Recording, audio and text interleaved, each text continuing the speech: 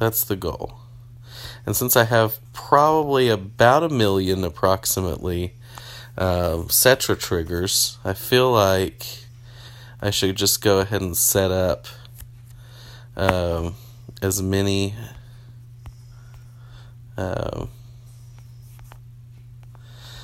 I'm just going to banish this Maniacal Crusher. I feel like thinning the deck is a pretty good ability to have in Ascension. So that's what I'm going to do. I don't really want to take the Aronix, because I'd like to Surya it, but I guess I could just cycle through the deck and get it back. So, okay. No big deal. Don't really need this. Oh, now see, Dartha I'd like to draw. Dartha is a good Ascension card. So, I'm going to buy the Watchtower, rally the Gnome. Now we're doing it. Okay. So I just feel like all the top cards should be Enlightened Heroes, if possible. I can't defeat the Premonition Bell. Alright, I guess that's enough Enlightened Heroes to start the Cetra chain with. So, I'm going to start with the weakest one, because I've got a lot of triggers. Don't want that one anytime soon. Okay. Don't necessarily need that. I don't really know how many triggers I have.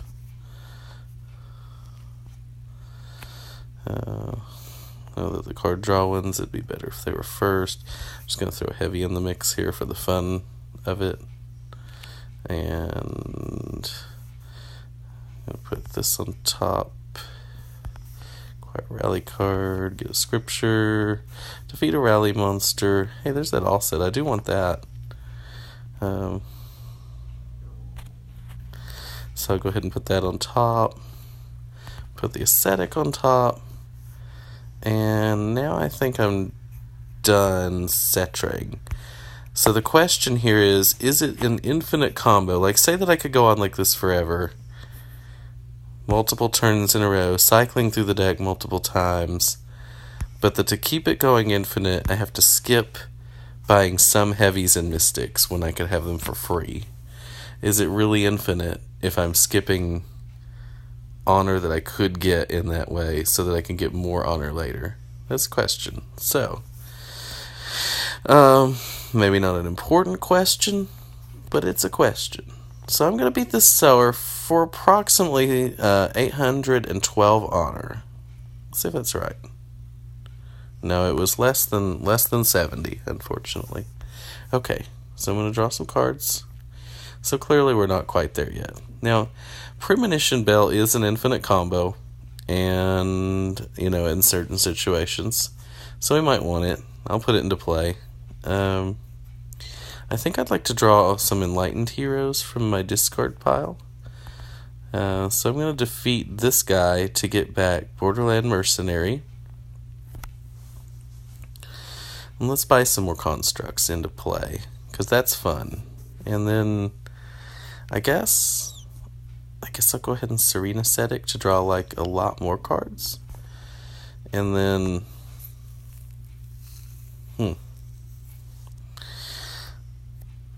So, let's see, I can defeat the Riftgate Conjure just to kind of keep things cycling in the center row. Guess I could just draw some more cards here. Because Dartha's going to do some fun things now. Now I can see how many Enlightened Heroes I've played. So there's the one for Dartha, and then the multi-unite of 1 into play.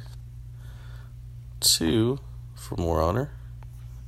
I'm going to... Do I banish anything? I guess I won't banish anything.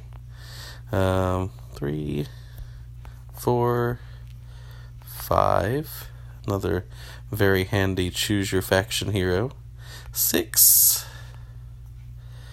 Into play. 7. Wait, I mean, this may be 8. I may have lost count. And now I'm going to draw a bunch of cards. It's weird. It's hard to count all the things that are happening.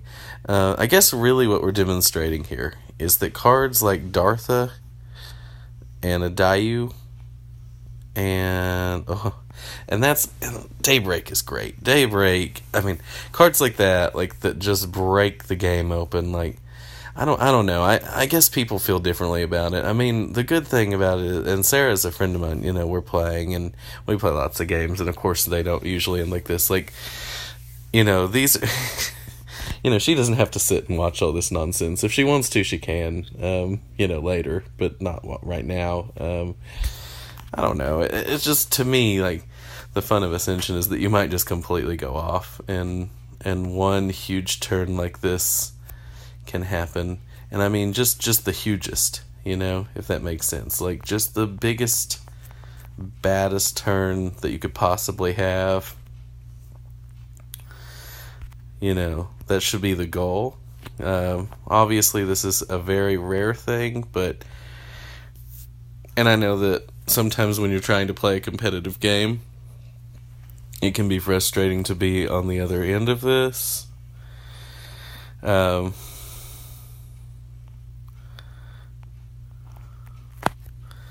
So, yeah.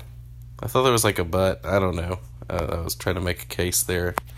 Doesn't really matter. The point is that I thought someone might want to see this. And so now you have... And, I mean, we're at the point, you know, like, if you look at these constructs that I have in play, and these are all going to be here. I have an extra turn stacked already. I have this Canopy Sanctuary draws cards. I can leave the Bell in play at the end of the turn. It can usually draw me a card in some way. A Plasma Cannon to kill whatever I need to. I can play Makana, so I've got 2 Library Familiars that'll draw me cards. Air Support Squadron to put Makana directly into my hand. I will have ways to draw lots and lots and lots and lots and lots and lots and lots of cards. At the beginning of next turn, I can get back to my Adayu. I can Daybreak Ascara. It seems as if this kind of turn can literally just about go on forever. At some point, you're kind of just arbitrarily banishing things and just doing things that, you know, there's not really a perfectly good strategic explanation. Like, I don't have the inclination nor the energy to sit and try to figure out the exact right move for every play here, because I mean, there's no reason. Sometimes you've noticed I've actually sat and thought about it because I wanted to make sure that this continued. And that shows, I guess, how rare sometimes these sorts of turns are. Like I've actually tried a couple of times to capture a turn like this and failed, thinking I might get there. This one I wasn't sure about either, but I did get there this time. So, it's not something that you get to do every day. So, and I've been wanting to do the video, so now we're doing it. And yeah.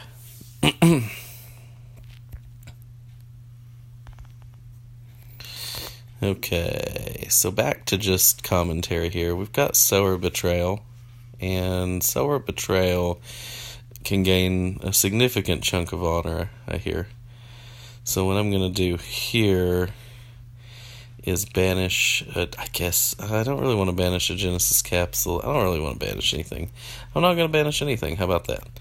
And then I'm just going to continue digging through the deck. We're almost through the first round of the deck. You see there's 10 left in deck.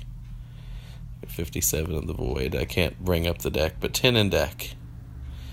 And so then a lot of the cards we'll be seeing the second go round are just going to be monsters. Okay, I do have to go through and pick up like Adam and a couple of other random things I've banished along the way for various reasons. But generally, we'll just be on monsters shortly. So we'll see how that plays out for a little while. Let's see, go ahead and I guess kill some monsters, dig a little deeper, put some more Lifebound on top, go ahead and acquire some more cards. Okay, and let's see. It's one neat thing. I really do like beating like Matron of Discovery though, because it just creates so much. And then I can just buy it later and get the whole benefit again. I haven't really done the thinking to figure out, like, is there a way when you're beating, like, Matron of Discovery... Probably beating Matron of Discovery and beating Death Dealer Noble, there's probably ways to make infinite resources, or near infinite resources, at least in one turn. Like, this... I don't even have the Emery, right? I think I banished the Emery, or maybe I rallied the Emery and haven't drawn it yet. Like, once I can start beating monsters in the void... Yeah, I do have the Emery, I just haven't drawn it yet. So, then I can sort of choose and dictate when I get certain cards. Maybe if I thought through every play, it could make this even more efficient. No particular reason to do so. Is it time to beat the Sower yet? I mean, not really. I guess we'll just wait for a while on the Sower. I guess the Outrider draws a card, so that's pretty good. All the Ozai triggers I'm missing. You know what? This should be in the discard pile. Because I want to... Yeah, there we go. Because when a random banish comes along, I do want to banish it. See, now there's Upgrade Foundry. Now that's cool. That means, I can get set up for next turn. Maybe if I leave a Makana card, just give myself extra outs to draw some extra cards. Make sure the next turn's pretty good. I don't know at what point I should stop doing this. It's 1:05 in the morning, so really probably like now is when I should stop doing it for just life purposes. But I've been waiting to record this video, so I'm going to continue it as long as I feel like might be watchable. I don't know, it's probably not. But then, you guys tell me if there's something I could do to improve this. I mean, I'd offer to sing a song or something. I'm not sure that you would be interested in hearing such a thing, and in fact, it might make an unwatchable video even harder to watch. So, I mean, I wouldn't recommend it. That's all I'm saying. If I get enough requests, we'll see. Also, if I get enough constructs. I've only got 30. Come on. Gotta find me another construct.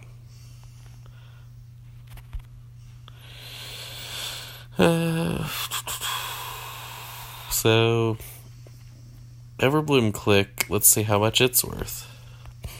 Like, if I beat Everbloom Click now, I have 500 on her, and then I defeat it, and then I have 527 on her, so that's a lot. I guess I need to draw this Riftgate Conjurer because there's a lot of monsters on the board and I might want to defeat them. So, Guide of Lost Souls isn't really good for much. It is good to draw a card and make another power. I need my Daybreak Ascara because when I play that... When I play Daybreak Ascara, what's going to happen is it's probably going to break the game. I feel like it's going to break the game.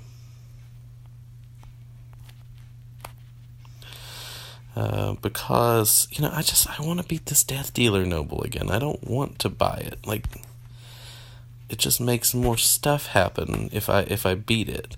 You know what? These guys will come back. I'll beat a Sower. That was worth 60-something. I need to kill his constructs. There we go. I think I've killed him at least once already. But, they're dead. Dead as dead can be. Let's draw some more cards here. There is the Emery, the Unmaker, which is probably going to transform into Emery Demon's Blade, which, if you haven't seen that in action, is a really cool combo with Ozai's Familiar. Now, every time I play an Enlightened card, I can pick off a 4 or less cost monster from the Void, and there's a lot of monsters in the Void that say, draw a card.